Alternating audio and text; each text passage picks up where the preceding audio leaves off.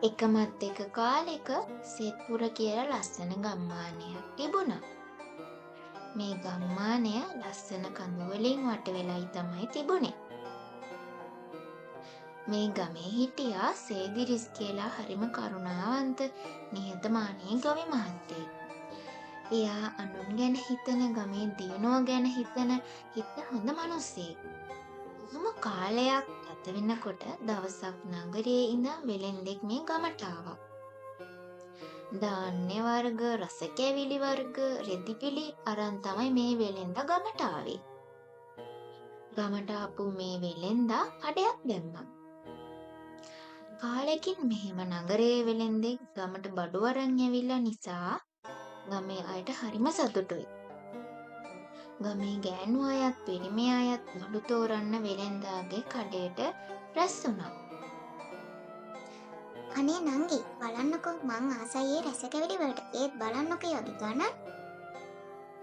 ඔව් අක්කේ ඒ සාරි හරිම ලස්සනයි. ඒත් ඒවා ගණන් අපිට සල්ලි නෑනේ.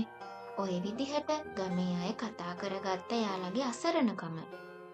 දවසක් මේ සේදිරිස් ධාන්‍ය මඩුවට යනකොට දැක්කා අර නගරයේ වෙලෙන්දා හොඳ ධාන්‍ය වලට පරණ ධාන්‍ය වාගයක් කලවම් කරනවා.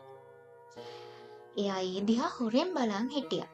එයා එයාටම කියාගත්තා, "පව් අපේ ගමේ අසරණ මිනිස්සු.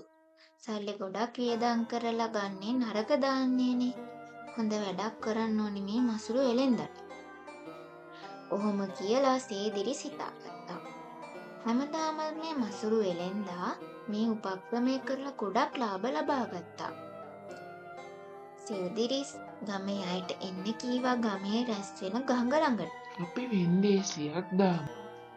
ධාන්‍ය වෙන්දේසියට නගරේ වෙලෙන්දන්ට එන්න කියමු.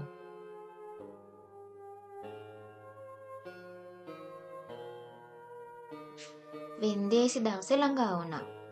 ධාන්‍ය වෙන්දේසියට නගරේ වෙලෙන්දන් ආවා. ඔහොම කාලෙ ගෙවිලා ගියා.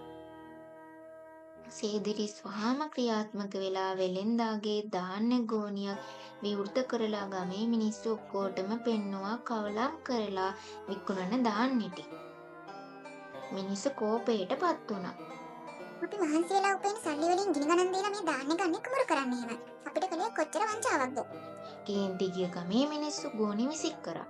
නගරයේ වෙලෙන්දාට ආය කවදාවත් මේ ගමින් වෙළඳාමක් කරගන්න උනේ නැහැ. එයාගේ කඩේ වහලා මේ ගමින් යන්න ගියා. සේදිරිස් ගොවියෙක්නේ.